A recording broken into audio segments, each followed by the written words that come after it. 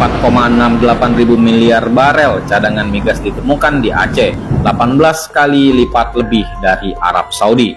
Pimpinan DPRA Teku Raja Kemangan menilai ke depan Aceh bakal kaya raya dengan kembali ditemukannya harta karun berupa cadangan minyak dan gas terbesar di dunia yang berada di Laut Lepas Andaman. Ia menyebutkan dari data yang diperoleh, cadangan minyak dan gas itu diprediksi sebanyak 4.680 miliar barel, lebih besar dari yang dimiliki Arab Saudi.